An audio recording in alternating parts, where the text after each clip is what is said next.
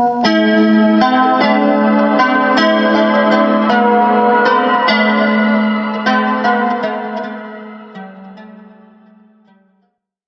obra principal de Schopenhauer, El mundo como voluntad y representación, en cuanto a mundo como representación se alinea con la filosofía kantiana, pero en cuanto a voluntad se opone a dicha filosofía.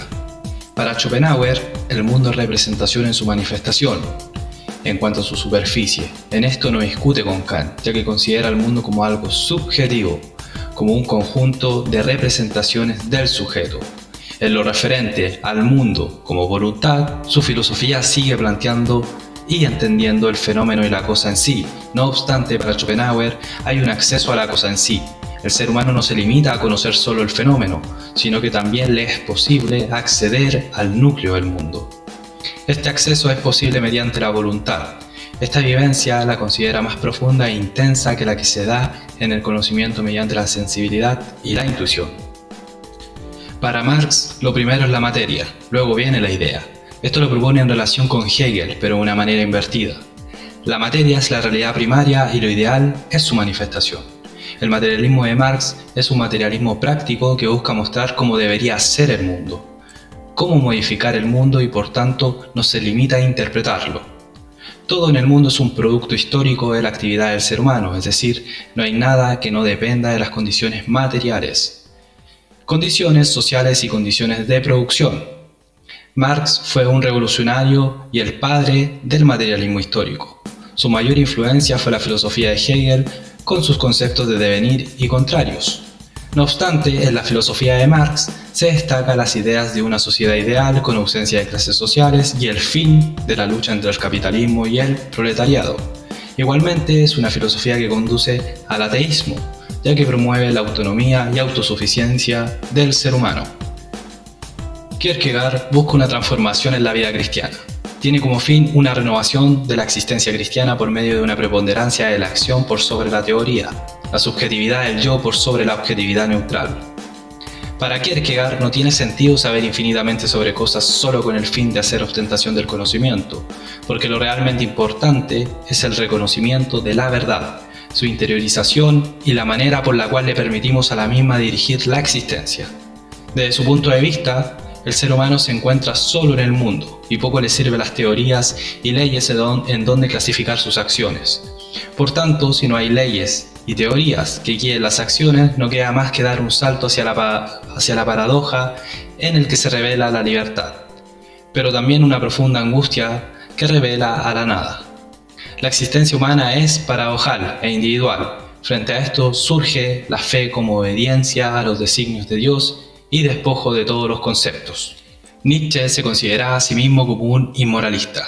Aspiraba a estar en una posición más allá del bien y el mal. Sin embargo, lo que realmente planteó fue un rechazo a la moral cristiana tradicional y burguesa de Alemania, para de esa manera dar espacio a una nueva moral vitalista y afirmadora de la vida.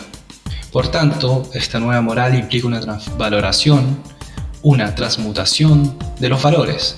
La vida para Nietzsche no tiene en su núcleo a la felicidad, sino que a la voluntad. La vida es voluntad de poder, un poder de señores nobles y no de esclavos y débiles. En este punto, Nietzsche hace la distinción entre una moral que proviene y nace de la rebelión de los esclavos, que establecen como valores el amor y la compasión, por ende una moral que desde el resentimiento considera como malo a los fuertes, y la moral del superhombre que implica la creación de nuevos valores. Bergson expone una filosofía de la vida clara y bien delimitada que tiene como idea directora el impulso vital. Para Bergson, el ser no es otra cosa que un impulso vital. Su planteamiento se posiciona frente a la filosofía vital de Nietzsche, para erigir una coherente filosofía vitalista que se contrapone al materialismo y mecanicismo que centran toda su atención en lo externo, que en todas las cosas ven solo lo exterior, lo físico y matemático. Los planteamientos de Bergson apuntan hacia lo de adentro que da forma a lo exterior. Este dentro tendría su propio tiempo, su propia duración. Una adecuada contemplación de la vida no implica solamente un pensar físico-matemático, pues ese es solo un aspecto esquemático y analítico. Para esto se necesita sobre todo una intuición que se dirija a la totalidad y que arroje una comprensión que permita vivir lo interior y desplegar una libertad espontánea y no mecánica que revele el alma y la autoconciencia. Los planteamientos filosóficos de Russell se enmarcan dentro del empirismo tradicional inglés. Gran parte de sus obras son aportaciones de desarrollo epistemológico y nociológicos que se suman a aquella filosofía de corte empirista y realista en las que Russell se mantuvo defendiendo el punto de vista respecto a que la filosofía no puede ser fecunda si se mantiene separada de la ciencia. Esto dado que la ciencia otorga al filósofo la posibilidad de llegar al convencimiento de estar frente a un mundo nuevo, en el cual los conceptos y métodos son distintos a los de la visión clásica que con el tiempo han quedado caducos y estériles. Por tanto, para Russell, la filosofía solo tiene valor si está erigida sobre una base firme de conocimientos no necesariamente filosóficos.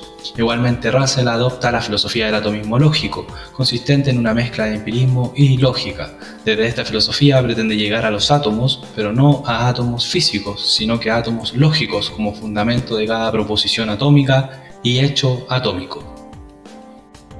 Heidegger, en el libro El ser y el tiempo, traza como propósito una elaboración del problema del sentido del ser. Dicho problema tiene como interrogante la cuestión que se refiere al ente en el que hay que escudriñar el sentido del ser. Para esto, Heidegger se sirve de una analítica existencial, la que consiste en plantear de la manera más explícita posible el problema del ser, mediante los momentos constitutivos del buscar y modos de ser de un ente determinado, el cual es el Dasein. Por tanto, es el Dasein, el ser humano, el que se pregunta por el sentido del ser. Es por esto que se hace necesario, para una correcta orientación del problema del sentido del ser, primero una explicación de aquel ente determinado que se plantea la pregunta por el sentido del ser. El Dasein, en su modo de ser, siempre está en el mundo, siempre está arrojado a las situaciones. Es por esto que el Dasein no es solamente un ente que plantea la pregunta por el sentido del ser, sino que es aquel ente que ya no es una mera presencia, tal cual como lo presenta la noción de ser de la filosofía occidental, sino que aquel ente que es más que un mero objeto o presencia, porque es el ente que tiene una relación especial con las cosas, las cuales para él están presentes. Se considera a Michel Foucault como uno de los más importantes estructuralistas contemporáneos. Sus planteamientos llevan a la actitud estructuralista al ámbito de la historia de la cultura. Foucault pone en práctica una manera de evidenciar lo que hay detrás de la historia y las teorías de un tiempo determinado. Apunta a aquellos modos irracionales que desde la cúspide de la razón y la normalidad se erigen como métodos represivos, aquellos límites racionales que se establecen y desde donde se comprende el mundo. Respecto al progreso, Foucault muestra como inexistente toda idea de continuidad, plantea que la historia carece de fin y de sentido porque es discontinua.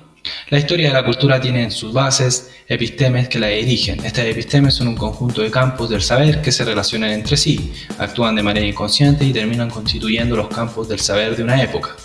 Sirviéndose de la arqueología del saber, se puede llegar a comprobar el movimiento de la historia y cómo ésta carece de progreso y continuidad, teniendo como base las epistemes que se suceden unas a otras de manera discontinua, generando una historia sin fin último ni sentido alguno.